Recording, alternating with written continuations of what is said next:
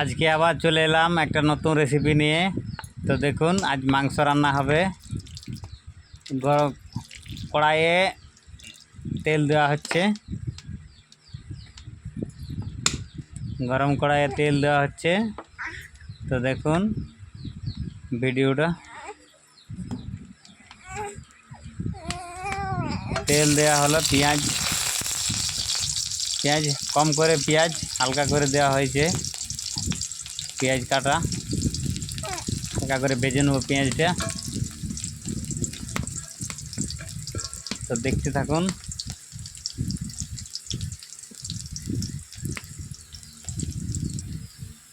পেঁয়াজটা প্রায় ভাজা হয়ে গেছে।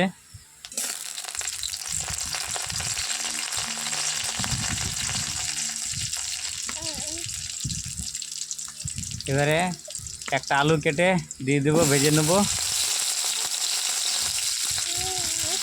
আলুটা একটু হালকা ভেজে নিয়ে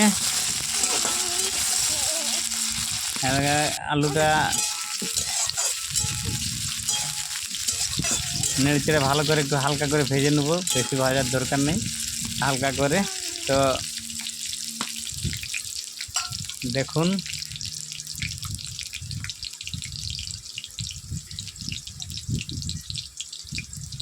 এবার মাংসটা ছেড়ে দেবো।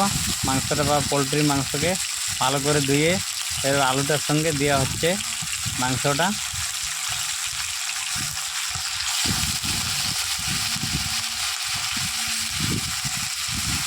মাংসটা একটু নেড়ে চেড়ে ভালো করে নেড়ে চেড়ে একটু ভেজে নেব।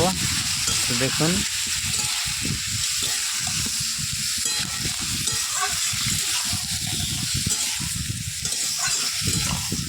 ভালো করে তেলটা যাতে সব মাংসের মধ্যে লাগে তার জন্য একটু ভালো করে নেড়ে চেড়ে নেবো।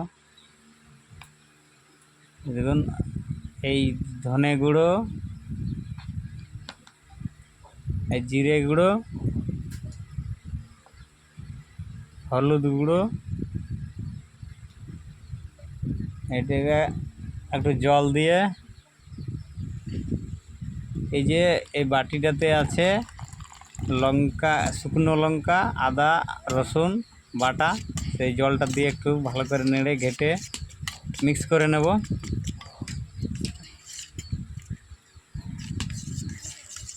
মিক্স হয়ে গেছে। আদা রসুন ও শুকনো লঙ্কা বাটাটা ভালো করে মিক্স করে নেব নেড়ে। মাংসটা প্রায় ভাজা হয়ে গেছে। আলুটা সিদ্ধ হয়নি ঠিকই, কিন্তু মাংসটা প্রায় ভাজা হয়ে গেছে। পোলট্রির মাংস বেশি সিদ্ধ লাগে না।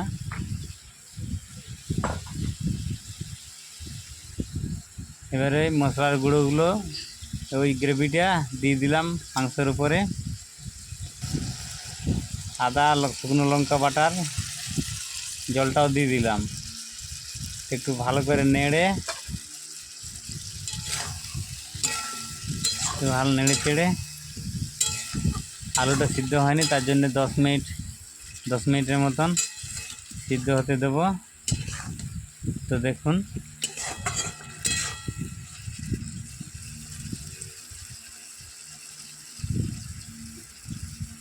স্বাদ মতো লবণ দিয়ে দেব।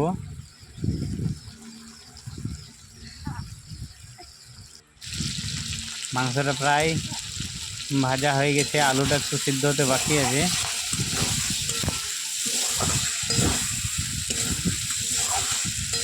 খুব সুন্দর হয়েছে।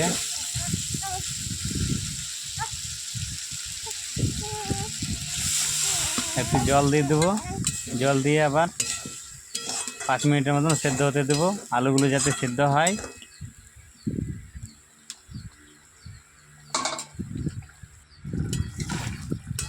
আলুগুলো প্রায় সিদ্ধ হয়ে গেছে, একটু চেক করে নেব। হ্যাঁ, আলু সিদ্ধ হয়ে গেছে। তো দেখুন